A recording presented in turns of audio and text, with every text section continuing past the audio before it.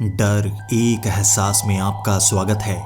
इस चैनल पर आपको सुनने को मिलती हैं डरावनी और सच्ची भूतिया कहानियाँ। अगर आपको ऐसी ही वीडियोस देखना पसंद है तो हमारे इस चैनल को सब्सक्राइब करना ना भूलें। तो अब बढ़ते हैं आज की कहानी की ओर।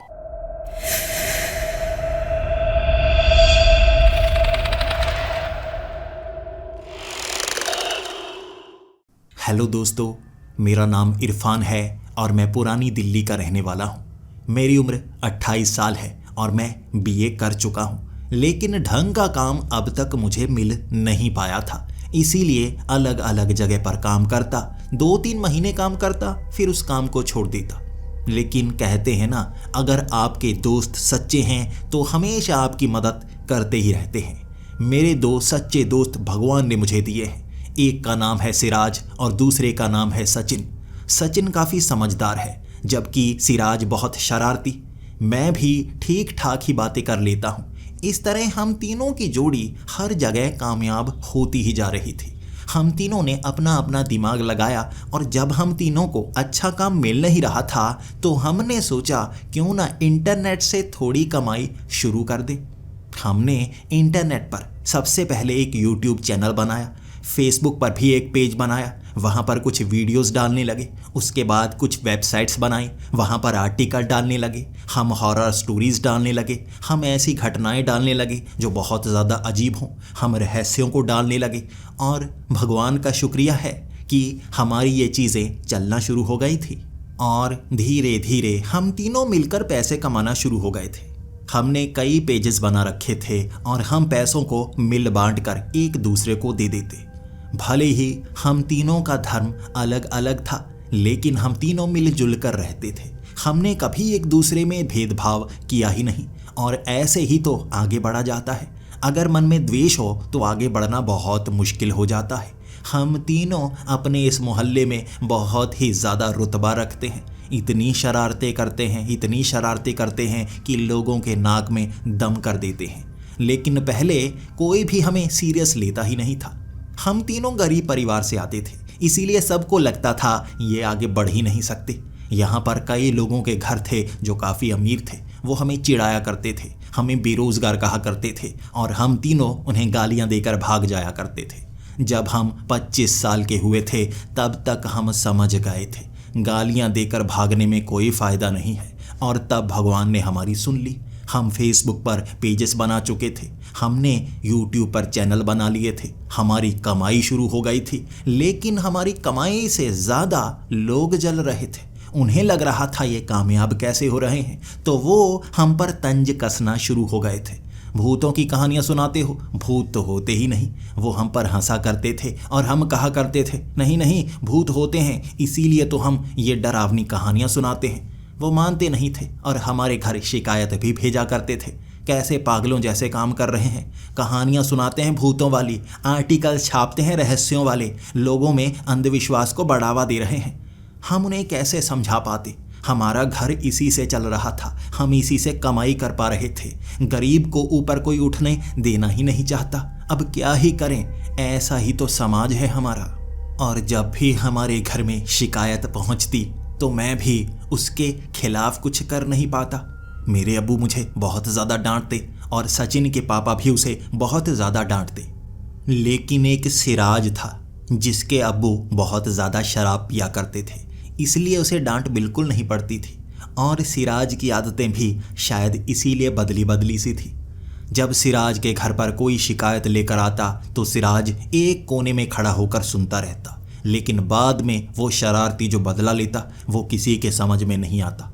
कभी किसी की गाड़ी का शीशा तोड़ देना, तो कभी किसी के घर पर पत्थर फेंक देना, तो कभी उनके कपड़े जो उन्होंने तार पर सुखाए हुए होते वहाँ पर एक पतंग वाली डोर लेकर उन कपड़ों को खींचकर नीचे फर्श साफ करके ऊपर फेंक देना। और उन्हें समझ नहीं आती थी उनके कपड़े गंदे कैसे हो जाते हैं। हम सिराज को रोका करते थे, ऐसा नहीं करना चाहिए, लेकिन सिराज का गुस्सा जब चढ़ता था वो ऐसी ही हरकतें किया करता था। वो अब भी बच्चे जैसी हरकतें करता था। हमें उसे रोकने में भी ज़रा अच्छा नहीं लगता था। हम सब गरीब थे, वो भी गरीब था। अब उसके पास भी कुछ पैसे आए हैं, लोग जलते क्यों हैं हमसे, और उसका गुस्सा सबसे ज़्यादा था, इसलिए वो बदला लिया करता था। हम दोनों तो माफ़ कर दिया करते थे। और अपने मोहल्ले वालों को सबसे ज़्यादा जलाया था हमने तब जब हमने इकट्ठे पैसे करके 1.5 लाख की मारुति की गाड़ी ली थी। सच में मोहल्ले वाले इस तरह देख रहे थे जैसे रईस लोग निकल रहे हों।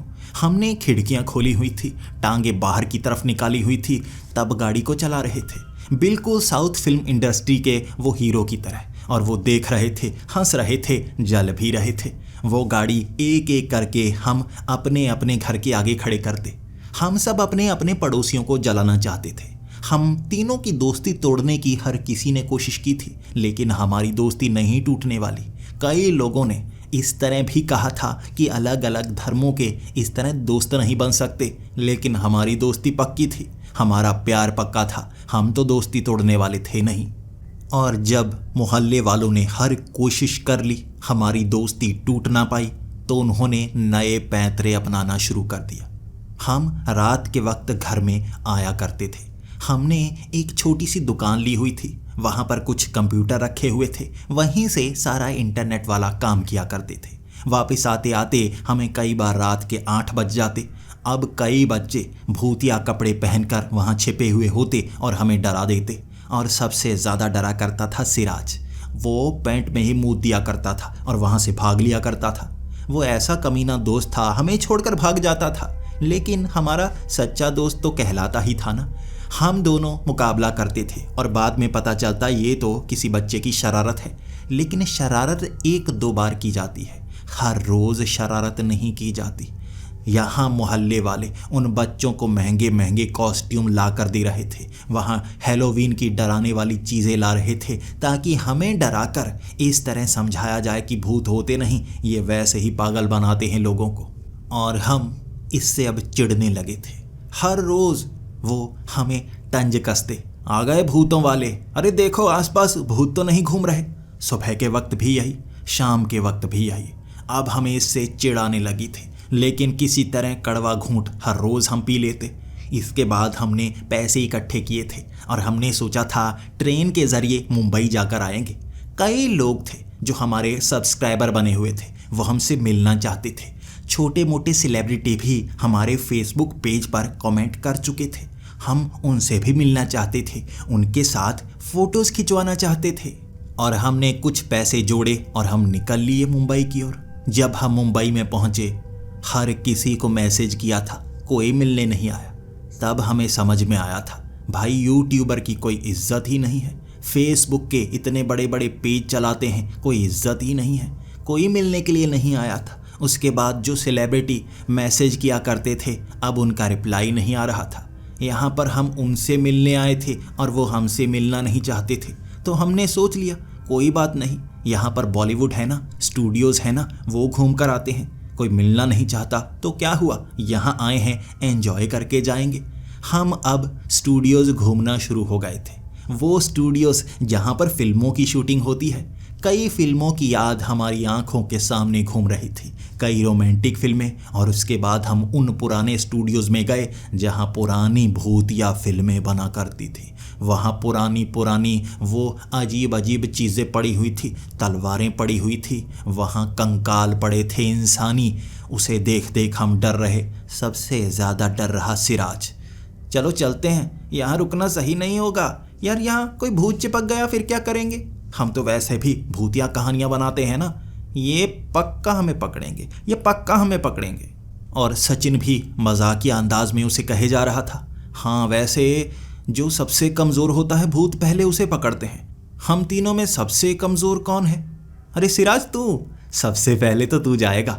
अब देख, कर तो कुछ सकते नहीं, वो कहानियाँ बनाने का आइडिया तेरा ही था ना, तू सबसे पहले शरारतें किया करता था। वो घर के पीछे वो सफ़ेद रंग का कपड़ा पहनकर वीडियो तूने बनाई थी ना, अब भूत तुझसे नाराज़ तो ज़रूर होंगे। अब मैं भी सचिन का साथ देने लगा था। सिराज को डराने में मज़ा ही बहुत आ रहा था। सच में सिराज, जो जो तूने किया है वैसे भूतों को पता तो लग जाता है। कहते हैं कि भूत जिस भी कोने में रहते हों उन्हें सब पता होता है। और वो जो भूतिया वीडियोस जो झूठी तूने बनाई थी ना, अब उसके बारे में भी भूतों को पता होगा। देख, कुछ ना कुछ तेरे साथ यहाँ पर हो सकता है। वैसे हमने टिकट ली है, घूमेंगे तो पूरा हम। और सिराज वहाँ डर रहा था और कह रहा था, या खुदा इन दोनों की जबानों को लकवा मार जाए। अब एक कमीनों, डरा रहे हो मुझे। अब एक स्टूडियो में जब हम गए थे, उसके सिक्योरिटी गार्ड ने कह दिया था, यहाँ पर जो भी सामान रखा है उसे छूना मत। ये जो स्टूडियो है यहाँ पर अब कोई काम करने के लिए नहीं आता, और डरावनी डरावनी चीज़ें अंदर पड़ी हैं, कुछ पर मिट्टी भी पड़ी होगी। हाथ कम ही लगाना और किसी चीज़ को उठाकर मत लेके आना। तीनों की शक्ल चोरों जैसी है। देखो, कोई सामान लेकर बाहर निकलते हुए दिख गए ना, सीधा पुलिस को बुलाऊंगा मैं। और हम अकड़ कर उसके सामने से निकल तो गए थे, लेकिन वो स्टूडियो सच में बहुत भयानक था। अंदर तो छोटे छोटे कमरे बने हुए थे, ये भूतिया कमरे लग रहे थे। दीवारों पर खून लगा हुआ था, वहाँ डरावनी डरावनी चीज़ें पड़ी हुई थी। जानवरों के कटे हुए सर ज़मीन पर गिरे हुए थे। ये भूतिया स्टूडियो है जहाँ पर ऐसी फिल्मों को बनाया जाता था, तो ऐसी ही चीज़ें मिलेंगी ना। सिराज बार बार कहता रहा, अरे यार वो धूप वाले चश्मे तो दे, मुझे लगाने हैं यहाँ यार, आंखें चुंधिया रही हैं। ये रात के 8 बजे का वक्त था। रात के 8 बजे अंधेरे वाली चश्मे लगाना चाहता था सिराज। कारण था डरावनी चीज़ें, और हम उस पर हंसे जा रहे थे। इस तरह चलते चलते स्टूडियो की पिछली साइड जब हम पहुँचे, वहाँ एक ताला लगा हुआ था और वो ताला गल चुका था।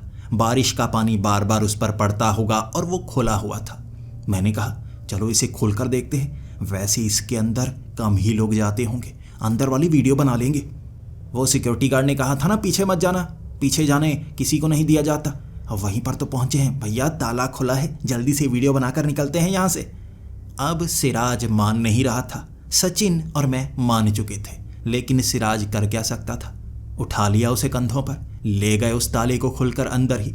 जैसे ही अंदर पहुंचे, अंदर मकड़े के जाले लगे हुए थे, और ये असली मकड़े के जाले थे। वो जगह भूतिया लग रही थी, जैसे बनावटी भूतिया हो, लेकिन हाथ लगाते ही हर चीज़ असली। मिट्टी भी ऐसे पड़ी हुई थी, और सबसे पीछे एक कांच की बोतल, और उस कांच की बोतल के अंदर एक धुआं हिलता हुआ दिख रहा था। ऐसा लग रहा था ये पानी हो। जैसे ही हम उस बोतल के पास गए, वो पानी बड़ी तेज़ी से हिलने लगा, जैसे कोई चीज़ जिंदा बोतल में बंद की गई हो। और हम तीनों का ध्यान उस बोतल पर ही गया हुआ था। उस बोतल के इर्द गिर्द 1 फीट तक ज़रा भी मिट्टी नहीं पड़ी हुई थी। ऐसा लग रहा था आसपास की जगह को साफ किया गया हो और अभी अभी वहाँ पर बोतल रखी गई हो। जगह इतनी ज़्यादा डरावनी थी कि हम क्या ही बताएं, और हमें जल्द से जल्द बाहर निकलना था। रात के वक्त इन स्टूडियो में घूमने कोई नहीं आता। वो तो इसमें कोई आता नहीं, इसलिए सिक्योरिटी गार्ड ने जाने दिया। वो उन पैसों को खुद रखने वाला था। शायद हमें ये काम जल्दी ही करना होगा, लेकिन इस बोतल में है क्या? तीनों का यही सवाल था। जैसे ही हम बोतल के करीब गए, नीचे एक वार्निंग दी गई थी, यहाँ 5 फुट की दूरी बनाकर रखो। और हम 3 फुट की दूरी पर थे। जल्दी से भागकर हम पीछे हो गए, और वो बोतल के अंदर से हिलता हुआ धुआं इस तरह लग रहा था जैसे कोई जिन्न हो, प्रेत हो, और मेरी ज़बान से वो शब्द निकल नहीं रहा था। मुझे पता है, जब जिन्न का आप नाम लो तो वो आपसे बात करने लगते हैं। कहते हैं कि अगर जिन्न नज़र भी आए उससे बात मत करो, बस चुपचाप वहाँ से निकल लो, वो जिन्न परेशान नहीं करता। लेकिन सिराज को ये कैसे समझाया जाए? सिराज जल्दी से उस बोतल को हाथ में पकड़कर कहता है, ये क्या चीज़ है? कोई बत्तख अंदर कैद की गई है? अरे ये हिल रही है, कैसी चीज़ है? खोलकर देखो। वो ऊपर लगा वो ढक्कन खोलने वाला था, और पीछे से सचिन ने जो चमाट लगाई उसके, वो बोतल उसने वहीं पर रखी और आंखें लाल करके पीछे आ गया। देख सचिन, इतना गुस्सा सही नहीं है। तू बार बार मेरे सर पे मारता है, मेरा दिमाग छोटा हो जाएगा। और मैंने तभी सिराज को गुस्से में कहा था, अब इससे छोटा क्या हो सकता है? इससे छोटा बेवकूफ़, हाथ मत लगा, नीचे साइन बोर्ड पढ़ ले क्या लिखा है। तब सिराज मुझ पर भी गुस्सा था, सचिन पर भी गुस्सा था, और हम दोनों को सिराज पर गुस्सा था। लेकिन तभी सिराज ने उस तरफ मुंह किया और मैं उससे कहने लगा था, ये जो भी चीज़ है इसका नाम नहीं लेना है। देखो, इससे बात भी नहीं करनी है। कुछ देर देखते हैं क्या वो यही चीज़ है। सचिन भी मेरी बात सुनकर समझ गया था मैं किसके बारे में बात कर रहा हूँ। लेकिन सिराज, क्या तुम जिन्न की बात कर रहे हो? ये जिन्न है? सच में जिन्न है? अरे मैंने बातें तो बहुत सुनी है। सच में? अरे जिन्न भाई साहब आप ही हो ना? बात करो, कोई वरदान वरदान दो। उसके ये शब्दों ने मेरे और सचिन के अंदर इतना गुस्सा भर दिया था, ये बेवकूफ़ हमें मरा कर रहेगा। लेकिन सामने से बोतल से आवाज़ आई थी, कौन हो तुम? क्यों आए हो यहाँ पर? क्या चाहते हो? जो मांगोगे वो मिलेगा, बस ढक्कन को खोल दो। ये आवाज़ सुनते ही मेरे पैरों तले ज़मीन खिसक गई थी और सचिन भी कांपता हुआ नजर आ रहा था। मैंने जल्दी से सचिन की तरफ इशारा किया था, पकड़ सिराज को, निकल निकल, पकड़ सिराज को, निकल यहाँ से। और सचिन ने सिराज को पकड़ लिया, लेकिन सिराज ने सचिन को धक्का देकर आंखें दिखाई और कहा, पागल समझते रहते हो मुझे? अरे बात कर रहा हूँ, तुम्हारे काम की है। इतना अमीर मैंने ही तो बनाया है, मेरा आइडिया था वो भूतों वाला, वो नकली भूत भी मैं बना था। अब देखो जिन्न भी मैंने ढूंढ निकाला है, मैंने बात की है। चिराग विराग नज़र नहीं आ रहा इसका। सामने से बोतल से आवाज़ आई थी, मैं कोई चिराग का जिन्न नहीं हूँ, मुझे बोतल में रखा ही इसलिए गया है ताकि मैं सवालों के जवाब दे पाऊँ। ये सुनते ही अब उससे बात मैं करना नहीं चाहता था, लेकिन मेरी ज़बान ने एक सवाल पूछ ही लिया, कैद क्यों किया गया है? कौन से सवाल पूछे जाते हैं तुमसे? जब मैंने ये कहा था, सिराज ने मेरे सर पर एक टपली मारी थी और कहा था, अब कौन बात कर रहा है, अब कौन बात कर रहा है? देखा, मान गए ना, दोनों मान गए। कमीने बेवजह मारते रहते हो। मैं अब सिराज को क्या कहता? बात जिन्न से शुरू हो गई थी और जिन्न जवाब दे रहा था, तुम्हें क्या लगता है जब ये फिल्मों को बनाया जाता है, यहाँ करोड़ों का बजट रखा जाता है, तो ये कुछ करोड़ खर्च नहीं कर सकते असली जिन्न को बुलाने के लिए, असली प्रेत को बुलाने के लिए, असली चुड़ैल को बुलाने के लिए? और एक मेरे जैसा जिन्न अगर किसी के पास हो तो वो कुछ भी दे सकता है, कोई कहानी दे सकता है, कोई असली भूत दे सकता है जो खुद काम करे इस तरह की फिल्म में और सबको डराए, कंट्रोवर्सी हो और पैसे कमाए जाए। अमीर लोगों के शौक बहुत अजीब होते हैं, तुम्हारे समझ में नहीं आएंगे। और तभी सिराज ने अपना वो मनूस मुंह खोला था और कहा था, अच्छा तो तुम उन्हें सब कुछ देते हो, हमें भी दो, हमें भी कुछ दे दो, बहुत कुछ चाहिए, अब क्या ही मांगना शुरू करें, शुरुआत ही नहीं हो रही, क्या कहें। सामने से उस जिन्न ने भी कहा था, चाहते हो पाना, लालच रखते हो किसी चीज़ की, खोल दो ढक्कन, वो दूंगा जो तुम मांगोगे, तुम्हें हर चीज़ मिल सकती है, खोलो ढक्कन, खोलो, जल्दी से खोलो। तभी सचिन ने भारी आवाज़ में कहा था, नहीं नहीं नहीं, कोई इस बोतल को हाथ नहीं लगाएगा, नीचे वार्निंग दी गई है ना, ये कोई खतरनाक जिन्न भी हो सकता है, और जिन्न कहानियों वाले नहीं होते, ये हमसे चिपक जाते हैं, हमें मारने की कोशिश करते हैं, देते वेते कुछ नहीं। तभी सामने से जिन्न की आवाज़ आई थी, चुप कर, तुझे क्या पता, तूने कभी किसी जिन्न का सामना किया है? और सचिन चुप हो गया था। अब इसका जवाब मैं भी क्या देता, लेकिन सिराज ने मुंह पीछे की तरफ घुमाया और हम दोनों की तरफ देखकर कहने लगा, दो जवाब, दो जवाब, अब बोलो, वो सवाल कर रहा है, दो जवाब। बेवजह ही कहे जा रहे हो हाथ नहीं लगाना, हाथ नहीं लगाना, वो कह तो रहा है मैं दूंगा जो मांग रहे हो। अरे भैया, इससे अच्छा मौका कहाँ मिलने वाला है, मांगते हैं ना कुछ पैसे, इससे 10-20 हज़ार मांगेंगे, आराम से पार्टी करेंगे मुंबई में, उसके बाद घर जाएंगे। ये सुनकर मेरे और सचिन के माथे पर पसीना आ गया था। मैं तो सोच रहा था कैसा पागल है, एक जिन्न से मांगेगा भी क्या 10,000 जो कुछ ही दिनों में ख़त्म हो जाएंगे, और वो जिन्न भी क्या सोच रहा होगा कि इतनी आसानी से मुर्गा मिल रहा है। सामने से वो जिन्न बोल भी पड़ा, वाह ये लड़का समझदार लगता है, इसने मांगा है जो सबसे ज़रूरी है इसके लिए, वाह क्या सोच है तुम्हारी, खोलो ढक्कन, देता हूँ अभी। और हमें लग रहा था सिराज उसकी चाल में फंस रहा है। मैंने और सचिन ने अब उसे कंधों से पकड़ा, अब हवा में उठाते उठाते बाहर की तरफ ले जाने लगे। पीछे से बोतल से आवाज़ें आ रही थी, कहाँ जा रहे हो, बात तो करो, कुछ बात करो, शायद समाधान मिल ही जाए। लेकिन हम सिराज को काफ़ी दूर ले आए, अब दूसरे हिस्से में थे और हमने सोचा ये भूतिया जगह लगती है, यहाँ चीज़ें भी अमीरों वाली हैं, भूतों वाली हैं। निकलते हैं यहाँ से, कोई भूत वूत चिपक गया तो दूर नहीं कर पाएंगे। जैसे ही हम वहाँ से निकलने वाले थे, हमने ध्यान दिया हम तो दो हैं। सिराज कहाँ गया? सिराज गया था बोतल उठाने के लिए। जल्दी से उसने वो बोतल को उठाया, उसे जेब में डाला और जेब में डालते डालते ढक्कन खींच कर कहा, ये देखो कोई खतरनाक नहीं है, बड़ी मुश्किल से एक जिन मिला है, कुछ भी दे सकता है।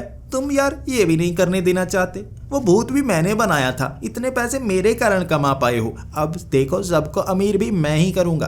बोतल का ढक्कन खुलते ही सामने बिजली कड़कड़ाने लगी थी उस स्टूडियो के अंदर ही, और वो जिन्न भयानक रूप में वहाँ आ चुका था। उसका आकार 20 से 25 फुट तक होगा।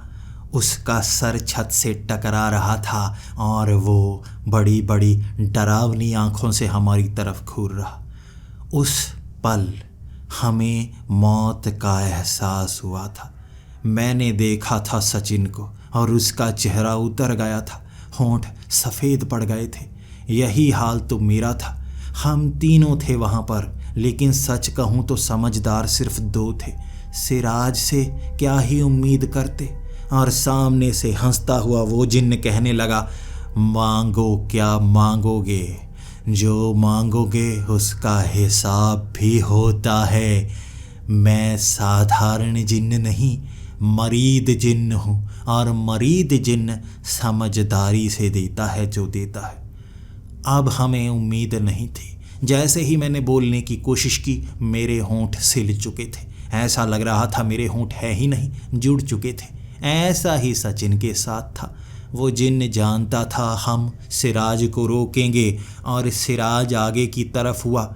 उस जिन्न ने कहा, बताओ क्या चाहते हो। सिराज ने एक बार पीछे मुड़कर देखा, हमारे होंठ बंद है। जब हमेशा उसे महसूस होता है वो अकेला है, छोटे मोटे समझदारी वाले कदम लेता है वो। और वहाँ उस पागल ने मांगा तो क्या मांगा आप यकीन नहीं कर पाएंगे। वो जिन्न भी यकीन नहीं कर पाया था। सिराज ने कहा, देखो पैसे तो यार ख़त्म नहीं हो जाएंगे। इतने बड़े जिन्न से मांगे, कुछ पैसे मांगे, फ़ायदा क्या। एक ऐसी चीज़ मांगता हूँ जो हमारी ज़िंदगी बदल सकती है। जिन्न ने कहा, मांगो मांगो, जितना बड़ा मांगोगे उतनी खुशी मुझे होगी, क्योंकि देता भी हूँ मैं, लेता भी हूँ मैं। अब सिराज ने इन शब्दों का अर्थ नहीं समझा और सीधा अपना मुंह फाड़ कर कह दिया, हमें एक खतरनाक सा प्रेत चाहिए। ये सुनते ही वो जिन्न भी सन्न सा हो गया। अपना सर इधर उधर हिलाकर सोच रहा, आखिर ये पागल मांग क्या रहा है। फिर जिन्न ने कहा, पैसे मांगने थे तुम्हें, ये क्या मांग रहे हो, खतरनाक प्रेत, ये भी कोई मांगता है। अब सिराज ने कहा, नहीं नहीं, खतरनाक प्रेत ही चाहिए जो लोगों को डराए, लोगों को धमकाए, नुकसान भी पहुंचा सके। अब ऐसा प्रेत चाहिए, वो भी हमारे मोहल्ले में। रात को वो निकला करे, लोगों को वो डराया करे, हाय मज़ा आ जाएगा। उन कमीनों ने बहुत तंग कर रखा है, वो मानते ही नहीं भूत प्रेत होते हैं। आप बस एक ऐसा प्रेत हमारे मोहल्ले में छोड़ दो जो सबको अच्छी तरह से समझा दे कि भूत होते हैं। तब वो जिन्न कुछ समय चुप रहा, फिर हंसता हंसता कहने लगा, ऐसा प्रेत सच में चाहिए। मैंने कहा था ना, कुछ चीज़ देनी पड़ेगी तब कुछ चीज़ मिलेगी। अब तुमने मांगा ही ऐसा है कि मैं तुमसे क्या मांगूं समझ में नहीं आ रहा। तुम्हें सिर्फ देना ही पड़ेगा, कुछ नहीं लेता, और तुम्हें भी छोड़ दूंगा। तुम्हें एक ऐसा प्रेत देता हूँ जो इन स्टूडियोज़ में 100 सालों से भटकता रहा है, जैसे वो इससे जुड़ा हुआ है। तुम्हें क्या ही बताऊँ ऐसे प्रेत की जानकारी। वो प्रेत छोड़ता हूँ तुम्हारे उस मोहल्ले में, जाओ तुम आज़ाद हो। एक मरीद जिन्न से भी बचकर निकल गया, इतना चालाक इंसान है ये। उसके बाद मेरे होंठ भी हिल सकते थे, सचिन के भी। जल्दी से हमने आवाज़ लगाई, निकल सिराज निकल, इससे पहले ये कुछ करे, निकल यहाँ से। और हम वहाँ से भाग निकले। पीछे से हंसने की बस आवाज़ें ही आती रही थी। वो मरीद जिन्न था जो किसी को भी एक झटके में मार सकता था। हम उसके हाथों से बचकर निकल आए थे, बस उसकी वो हंसी की आवाज़ें।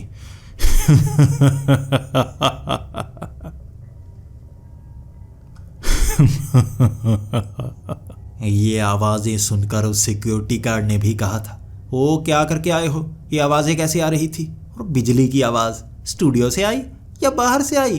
यार बादल तो नज़र नहीं आए। अब सच बताओ, कुछ उठाया तो नहीं? हम तीनों ने अपनी जेबें दिखाई थी, लेकिन सिराज की जेब में वो बोतल। अब उस बोतल को देखकर वो सामने खड़ा सिक्योरिटी गार्ड कहने लगा था, शक्ल से पता चल जाता है चोरों का, शक्ल से पता चल जाता है। तुम तीनों लफंगों की शक्लें ऐसी हैं, कुछ ना कुछ उठाकर तो लाओगे, मुझे पता था। जल्दी से सिराज ने बोतल निकाली और कहा, देखो पीना भी गुनाह हो गया है। शराब लेकर गए थे हम यहाँ पर, वो स्टार्स की यादों के साथ पीना चाहते थे। देख लो, पी लो, इसमें अब सुसु किया है, तू पी ले। वो सिक्योरिटी गार्ड शर्मिंदा हो गया और हम उस स्टूडियो से बचकर निकल आए थे। सांस में सांस आई थी। वो मरीद जिन्न हमें मार सकता था, लेकिन हम 1-2 दिन वहीं पर रहे थे। उसके बाद हमें ट्रेन से दिल्ली वापस आना था। हमें नहीं पता था जो उस जिन्न से मांगा है वो मिलता भी है, और सिराज ने जो मांगा था उसकी उम्मीद ही नहीं थी। जब हम अपने उस मोहल्ले में पहुंचे, वहाँ बातें हो रही थी। जैसे ही हमें लोगों ने देखा, हम जल्दी से वहाँ निकला करते थे जब भी भीड़ लगा करती थी। वो हमें चिढ़ाया करते थे। पहली बार ऐसा हुआ था, किसी ने हमें चिढ़ाया ही नहीं, कोई हमसे बात ही नहीं कर रहा था। ऐसा लग रहा था जैसे सब डरे हुए हों और हमसे दूर जा रहे थे। खुस फुस करते हुए कई लोग सुने थे, बात समझ नहीं पाए थे। जैसे ही मेरे घर सब आए, मेरे अब्बू ने बताना शुरू कर दिया, 2 दिन हो गए हैं, ये तुम तो नहीं कर रहे ना? मैंने कहा नहीं, हम तो बाहर थे, हमने क्या किया? हुआ क्या बताइए तो सही। अब्बू ने कहा, रात के समय लोगों को कोई प्रेत नज़र आता है। वो प्रेत अजीब अजीब सी हरकतें करता है। लोग पहले तो समझ नहीं पा रहे थे, कई लोगों ने उसको धक्का दिया, तब समझ में आया ये एक प्रेत है। रात को हमारे मोहल्ले में एक खतरनाक प्रेत दिखने लगा है जो सबको डराता है।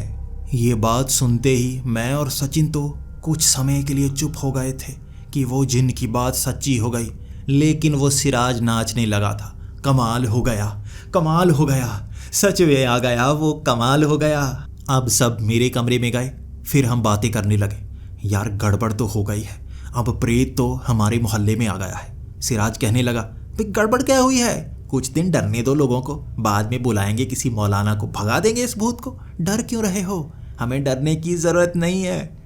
पहली बार मुझे और सचिन दोनों को सिराज की बातें अच्छी लग रही थी। उसकी बातों में दम लग रहा था। बात तो सही है, डरेंगे लोग तभी तो इज्जत करेंगे। भूत प्रेत होते हैं और इस भूत को हम भगाएंगे, फिर इज्जत और ज़्यादा बढ़ जाएगी। सबने भूत जब देखा होगा तो कोई हमसे सवाल नहीं करेगा। अब वक्त 5 बजे का हो गया था। 2 दिनों से लोग परेशान थे। आज खुद हम उस भूत से मिलने वाले थे। निकलेंगे शाम को इकट्ठा, देखेंगे कौन सा भूत है।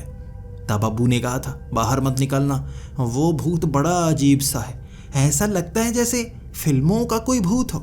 मैंने कहा, फिल्मों का भूत हो मतलब? अब्बू ने कहा, वो डायलॉग बोलता है फिल्मों के, अजीब अजीब डायलॉग बोलता है, अजीब अजीब हरकतें करता है। तब पहले पहले तो लोगों को लगा किसी पुराने मरे हुए एक्टर की प्रेत आत्मा है, लेकिन वो तो कैरेक्टर भी बदलता रहता है, बहुत डराता है। ये बात सुनकर सिराज बहुत खुश था। उसे लगा कोई पुराना मरा हुआ एक्टर, उसकी आत्मा यहाँ पर आ गई होगी। चलो मिलते हैं। अब मुंबई जाकर तो कोई सेलिब्रिटी मिला नहीं, मरे हुए को ही मिल लेते हैं। अब हमने रात का इंतज़ार किया और लगभग 9 बजे हर कोई अपने घर के अंदर घुसना शुरू कर देता था। अब तो 8 बजे ही यहाँ पर सन्नाटा छाया हुआ था और 8 बजे एक अजीब सी आवाज़ ने जैसे हर तरफ सबको डरा दिया था।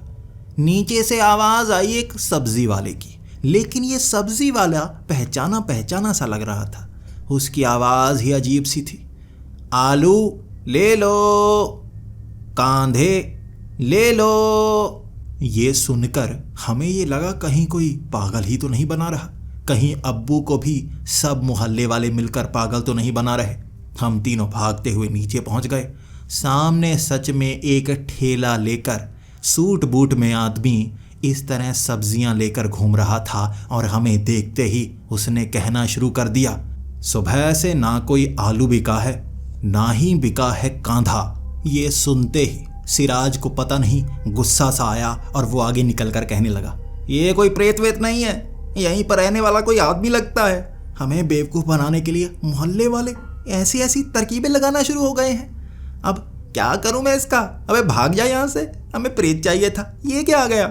ये कहते ही उसने जो भयानक चेहरा दिखाया अपना, वो सूट बूट में अजीब डरावना चेहरा हो गया था और उसने वो ठेला एक तरफ पलट दिया और अपना शरीर 10 फुट से भी ज़्यादा बड़ा बना लिया। उसके बाद वो पंजे हमारे शरीर में घुसाने ही वाला था, तभी रुक कर कहने लगा, क्या करूं मैं इसका, क्या करूं मैं इसका? मार भी नहीं सकता, अपना है मेरा कंट्रोल उदय, कंट्रोल। ये सुनते ही जो हमारी सिट्टी पिट्टी गुल हुई है, हमने ये भयानक चेहरा देख लिया था।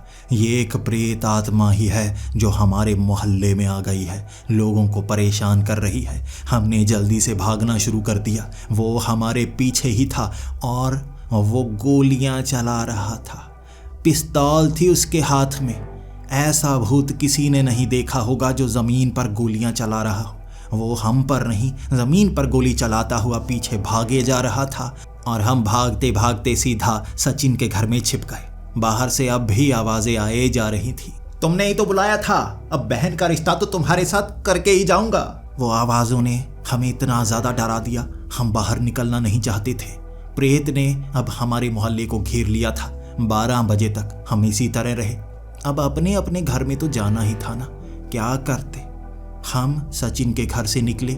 सचिन तो अपने घर में था, मैं और सिराज अब अपने घर की तरफ आ रहे थे। हम झांकते रहते, कहीं वो उदय शेट्टी की आत्मा यहाँ तो नहीं घूम रही। वो उदय शेट्टी बनने की जैसे एक्टिंग कर रहा था। कैसा भूत है, बिल्कुल कैरेक्टर में है। हम धीरे धीरे चलते हुए आए और आगे से हमें एक बड़ा लंबा चौड़ा आदमी दिखा। उसे देखते ही मैंने सिराज को भागते हुए देखा। जब सिराज भाग रहा था, उसने पीछे से सिराज को पकड़ लिया और नीचे फेंक दिया। उसके बाद सिराज उसकी तरफ देखकर कह रहा था, हमें गोली मत मारना, हमें गोली मत मारना। और सामने से उस आदमी ने कहा था, हम तुम्हें इस वक्त नहीं मारेंगे, जब मारेंगे तब बंदूक भी हमारी होगी, गोली भी हमारी होगी और वक्त भी हमारा होगा। जो हमने भागना शुरू किया उसके बाद से वो हमारे पीछे आता जा रहा था और राजकुमार के वो डायलॉग सुनाता जा रहा था। भागते भागते हम सिराज के घर में पहुंचे थे, लेकिन सिराज के घर का वो दरवाज़ा नहीं खुल रहा। सिराज उसमें चाबी लगाए जा रहा, लेकिन ताला खुलने का नाम नहीं ले रहा। उसके अब्बू और अम्मी शहर में नहीं थे, इसीलिए वो मेरे साथ रहने वाला था। लेकिन अब उसका घर सबसे नज़दीक था, वहीं पर छिपना चाहते थे हम, लंबी दूरी तय नहीं करना चाहते थे। जब चाबी लगी नहीं तो पीछे वो प्रेत आत्मा खड़ी हमसे कहने लगी थी, हमने तुम्हारे ताले के फ्यूज़ कंडक्टर निकाल लिए हैं गेंडा स्वामी, अब तुम कुछ नहीं कर सकते। और उस दीवार को फांदकर मेरे घर की तरफ भागे थे हम। मेरे घर का दरवाज़ा खटखटा। जब हम अंदर घुसे थे, बाहर से आवाज़ें आती रहती, गेंडा स्वामी। और गेंडा स्वामी की वो आवाज़ें 1 घंटे तक आई थी। मैं तो सिराज के घर में ही रुकने वाला था। अब क्या ही करता मैं। अगली सुबह जब रोशनी हुई, लोग घरों से बाहर आए हुए थे और पूछ रहे थे रात को वो सब्जी वाला कौन था जो घूम रहा था। आखिर सब्जी वाले को भूत ने तंग नहीं किया। अब क्या ही बताते, वो सब्जी वाला खुद भूत बना हुआ था उदय शेट्टी के रूप में, और वो राजकुमार बनकर हमारे पीछे भी भागा था। इसीलिए वो गेंडा स्वामी की आवाज़ें सुनाई दी थी। अब हम तीनों इकट्ठा हो गए थे और सिराज को हमने कहा था, ये परेशानी मोहल्ले में हम लेकर आए हैं, सब डर चुके हैं, अब परेशानी को दूर करने का समय है, तो हम किसी ऐसे के पास चलते हैं जो हमें निपटारा दिला पाए। सबसे पहले तो मुझे एक मौलाना जानते थे, मैं उस मौलाना को यहाँ पर लाना चाहता था और रात को उस मौलाना का सामना वो भूत नहीं कर पाएगा। हम मौलाना को रात के 8 बजे ही ले आए थे। लोग अपने घरों में दुबक चुके थे और उन मौलाना ने कहा था, कोई भी प्रेत मेरा सामना नहीं कर सकता, प्रेत डरेंगे जब मैं शक्तियों का इस्तेमाल करूँगा।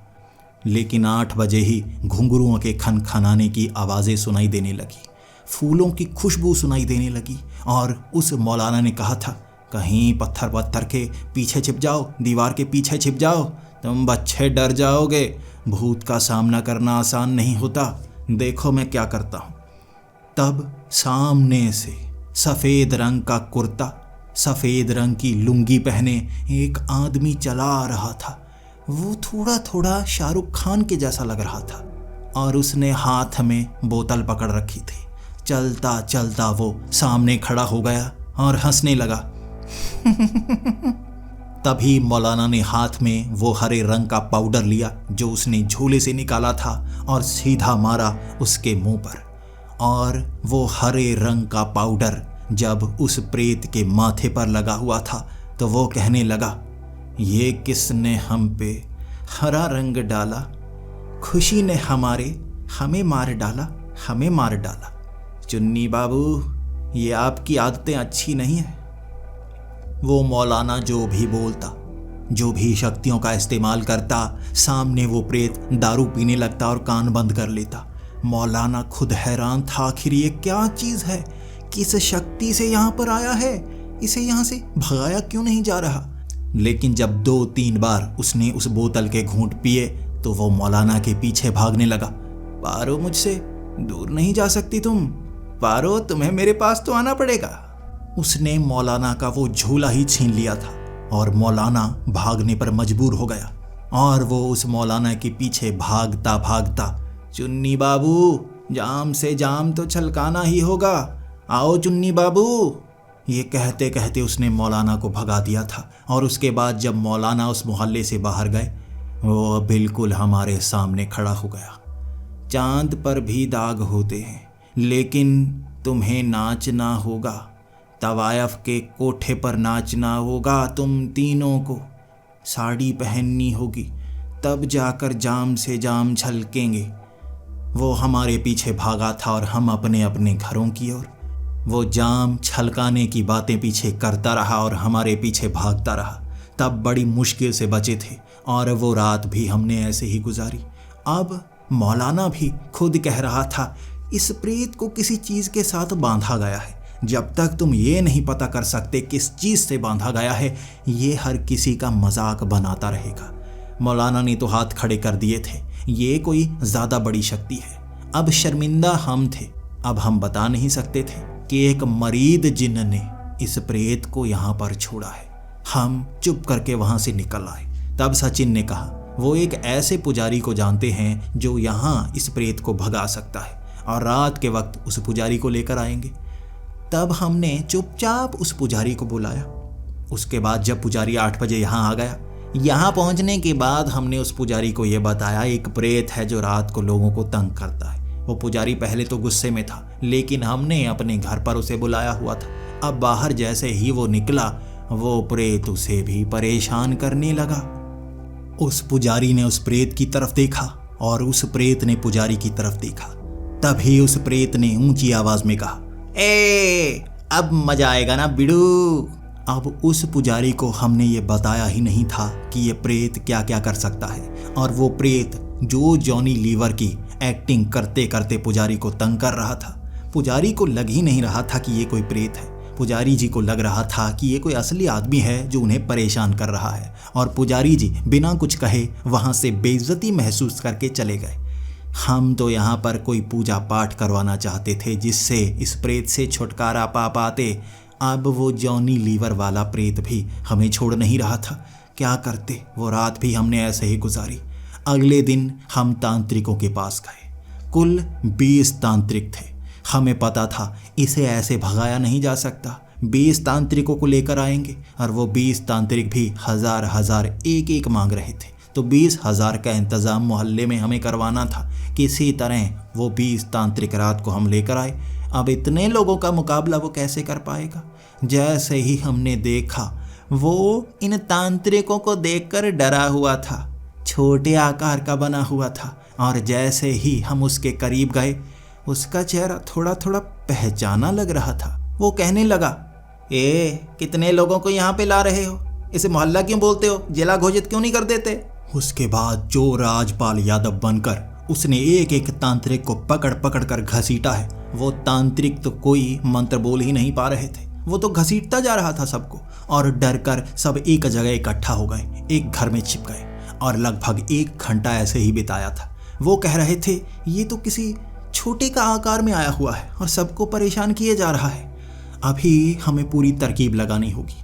1 घंटे उन्होंने पूरा प्लान बनाया कि चारों तरफ से उसे घेरना है, फिर इकट्ठे मंत्र मारने हैं, वो कुछ नहीं कर पाएगा। जैसे ही वो तांत्रिकों की भीड़ घर से बाहर निकली, उन्होंने किसी एक को घेर लिया था। यह वही प्रेत था और हम दूसरी मंजिल से देख रहे थे। अब फंसा बीच में, अब क्या करेगा? हमें यहाँ से साफ साफ सुनाई दे रहा था ये है कौन, और उसने बोल कर भी साफ कर ही दिया, मैं तुम्हें भूल जाऊं ये हो नहीं सकता, और तुम मुझे भूल जाओ ये मैं होने नहीं दूंगा। ये कहने के बाद उसने जो पुरानी फिल्मों के सुनील शेट्टी की तरह घूम घूम कर मुक्के मारे हैं, वो घूमता घूमता हर किसी को मुक्के मार रहा था और सारे के सारे तांत्रिक नीचे गिर रहे थे। वो एक एक्शन हीरो बना हुआ था, सबको पीटता जा रहा था, इस तरह पीट रहा था कि वो मंत्र बोल ही नहीं पाते। वो घूमकर मुक्का सीधा होंठों पर मारता और सब होंठ पकड़ पकड़ कर भाग रहे थे। और इसके बाद बड़ी चालबाजी से उन तांत्रिकों ने काले धागे में उस प्रेत को बांधा और जमीन में दफनाने की कोशिश करते रहे। पास में ही एक खड्डा था जिसमें वो उसे दबाना चाहते थे और चाहते थे कि एक बार ये दफन हो जाए तो खत्म हो जाएगा। लेकिन उस खड्डे में जाते वक्त भी वो कहे जा रहा था, ये धरती मेरी माँ है और मैं अपनी माँ को छोड़कर नहीं जाना चाहता। ये कहते ही उसने सब तांत्रिकों को खींचकर खड्डे में डालना शुरू कर दिया और खुद काले धागे को खोलकर वहां से भाग निकला। अब तांत्रिक भी समझ नहीं पा रहे थे ऐसे प्रेत को कैसे पकड़ा जाए जिसकी शक्ति ही किसी के समझ में नहीं आ रही, कोई पकड़ नहीं पा रहा था। सब तांत्रिकों के पास वो सुनील शेट्टी की तरह ऐसे मुक्के मार मार कर भाग जाता, वो कुछ नहीं कर पाए। और 2 घंटों तक चली ये लड़ाई अंत में तांत्रिकों को भगाने के लिए काफ़ी थी।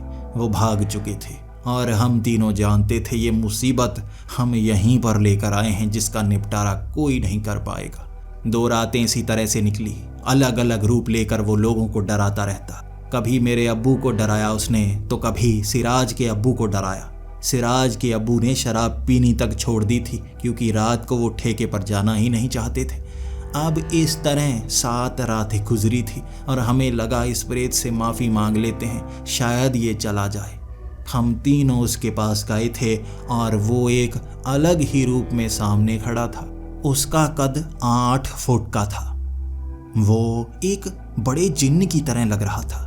वो पूरी तरह से बैंगनी रंग का था और उसने जो मुंह से शब्द निकाले हम समझ गए वो क्या बना हुआ था। उसने कहना शुरू किया, अनंत मणियाँ मेरे पास हैं और मैं तुम में से आधे लोगों का अंत कर दूंगा। और सिराज आगे बढ़कर हाथ जोड़कर उससे कहने लगा था, देखिए हमें माफ़ कर दीजिए, हमसे गलती हो गई जो आपको यहाँ पर बुलाया। हमें उसी मरीद जिन्न से मिलना है, हम उससे मिलना चाहते हैं। और सामने से वो थैनोस जैसा बना हुआ भूत कहने लगा, वो मजदूर के हथौड़े पकड़े हुए थॉर, क्या चाहता है? जो मांग चुका है दोबारा उससे बच सकता है। सचिन और मैंने भी उसके पांव पकड़ लिए थे और उसके बाद बस उससे माफ़ी ही मांग सकते थे। हमारे मोहल्ले को भूतिया मोहल्ला बना दिया था। और जैसे ही हमने मुंह ऊपर किया, ये वो मरीद जिन्न था जो हमारे सामने धुंधला धुंधला नजर आ रहा और हंस रहा था। कहा तो था मैंने, जो मैं देता हूँ वो मैं लेता भी हूँ। वो तो तुमने मांगा ही बड़ी चालाकी से है। अगर तुमने पैसा मांगा होता तो तुम सबका सारा का सारा पैसा छीन लेता, लेकिन इस पागल लड़के ने मांगा ही एक प्रेत, तो 7 दिन परेशानी सहने के बाद मैं प्रेत से भी आज़ाद करता हूँ तुम्हें। दोबारा ऐसी बेवकूफ़ी मत करना। ये कहकर वो वहाँ से गायब हो गया था और हमें लगा मुसीबत टल चुकी है। वो रात हमें वैसा प्रेत नज़र नहीं आया। असल में वो मरीद जिन्न था जो प्रेत के रूप में यहाँ भूतिया कैरेक्टर बन बन कर लोगों को डरा रहा था ताकि हमें सबक सिखा पाए। अब सिराज ने मांगा ही कुछ ऐसा था। उसके बाद हमारे मोहल्ले में वैसा भूत नज़र नहीं आया और यकीन कीजिए हमारी इज्जत लोगों की नज़रों में बहुत बढ़ गई थी। हमने उस भूत को भगाया था, कई लोगों ने देखा उस जिन्न का रूप, कई समझ पा रहे थे ये मरीद जिन्न है और हमने कैसे पाँव को पकड़ा। हमने इज्जत बनाने के लिए कह दिया मरीद जिन्न की ताकत उसकी टांगों में होती है। घुटनों की वो चप्पड़ियाँ हमने पकड़ ली और खींची, मरीद जिन्न को मार दिया। हमारे मोहल्ले में आज भी हमारी इज्जत है और हम अब भी इंटरनेट पर ही काम करते हैं, भूतिया कहानियाँ सुनाते हैं, भूतिया आर्टिकल्स लिखते हैं, रहस्य लोगों को सुनाते हैं और अपने मोहल्ले के हीरो हैं हम।